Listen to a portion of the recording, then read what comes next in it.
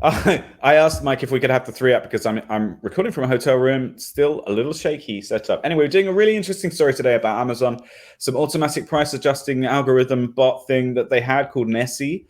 It's not being used anymore, but it's a little bit shady. It's perhaps anti-competitive in some ways. Little head nod collusion going on there with their competitors. You know, watch the episode to find out. Like and subscribe for more of this amazing content, and for me stuck in a hotel room with a glory hole behind me. So yeah, better behind you than in front of you, I guess. Well, I'll find out later. I don't know.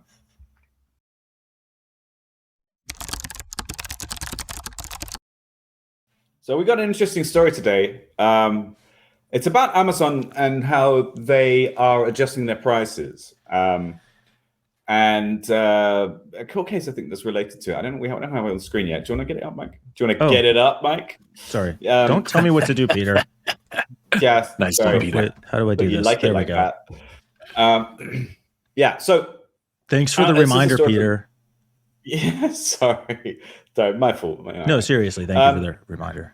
Oh yeah, that's right. See, you never know. This guy permanently sarcastic. Anyway, Amazon reportedly used a secret algorithm called Project Nessie, to jack up prices when there was a surge in demand. Right? Nessie would inflate prices and monitor whether other retailers like Target would follow suit. If the competing retailers maintained the lower price, the algorithm would revert back to the normal price. Nessie allegedly helped Amazon increase profits by artificially increases pricing until the company stopped using it in 2019.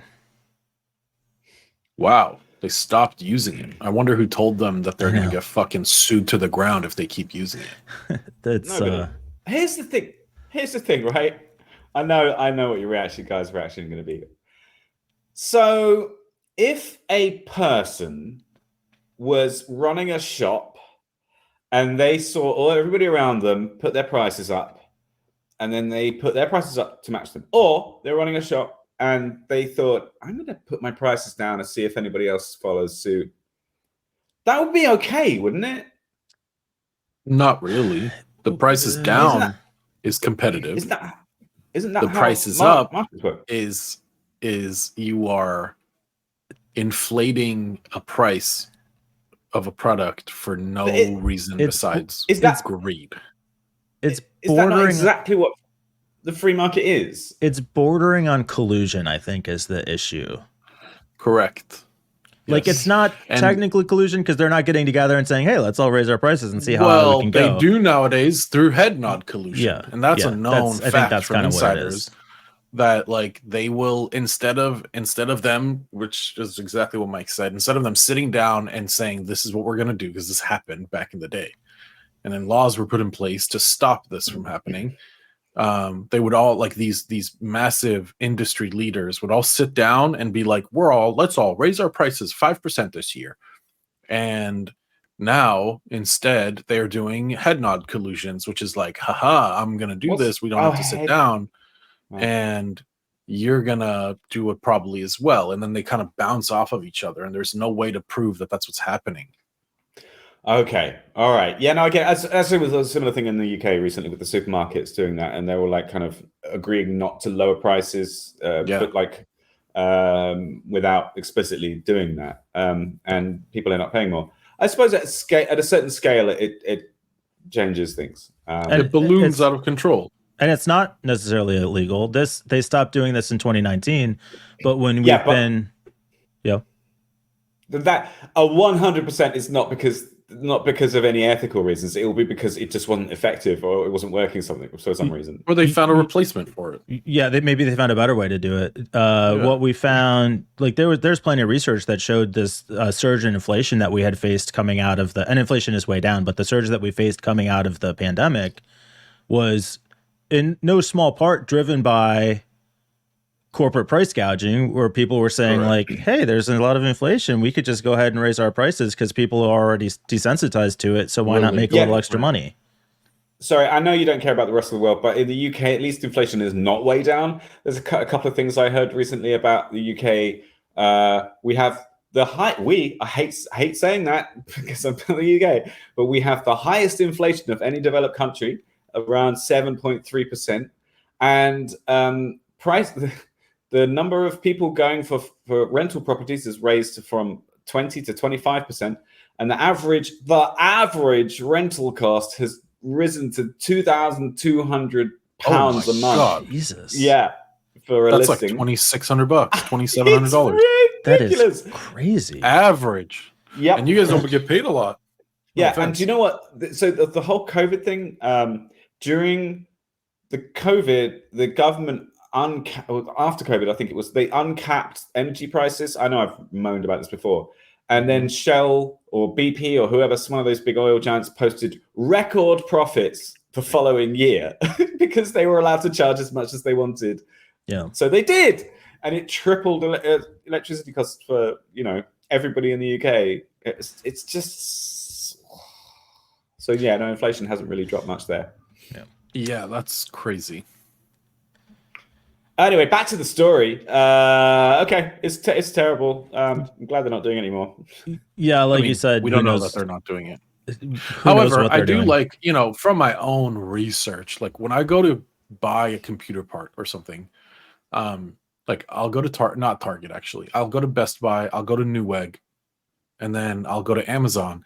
And I want to say like 9.5 out of 10 times, Amazon's got the best price every time. Yeah, it's true. Like I bought a PC recently, and I'd heard really bad things about like pre-built PCs bought from Amazon.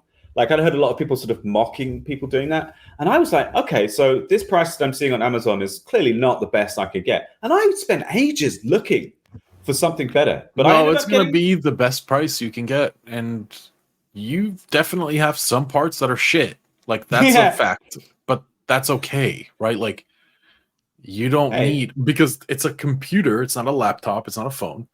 If your RAM blows or your PSU fails, you just replace it. It's not hard to do. Crazy coincidence. I called my new PC Nessie because she's a beast. Oh boy! Wow.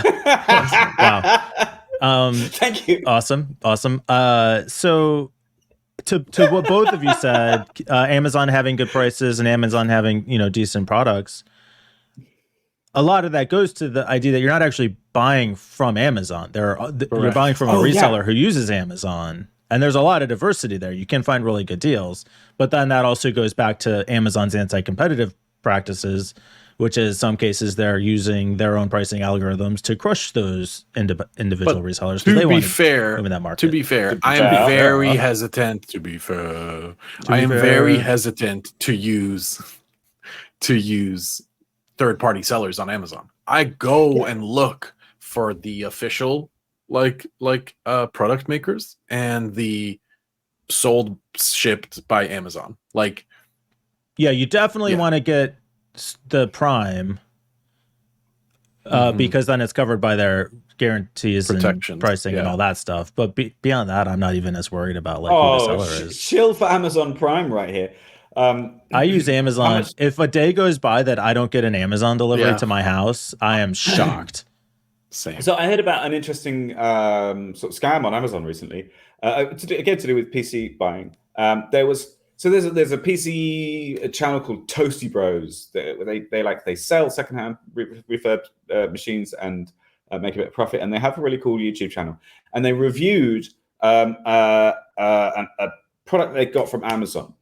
And they were like, okay, this is not the product. They unboxed it on screen and on video, and it was not the thing that they ordered. It had a different faceplate, it had different setup and a slightly better CPU apparently. But they emailed the people who they bought it from, and they got a response saying, "Oh, this is the upgraded version. It doesn't look like it, but it's an upgrade. So if you're okay with that, And what happened was when they put the video out, it turns out that the person who was really selling it got in touch with them. And there's this thing where if you put a product on Amazon, someone else can put the identical product on Amazon, but put it at cheaper. So then when you buy it, you get it from that actual person instead. So what will happen is that someone will copy a good listing, say that they're selling the same thing, put it 2 cents cheaper, and then send out a different product that is just similar enough and maybe has a better CPU or something that they got off the back of a lorry.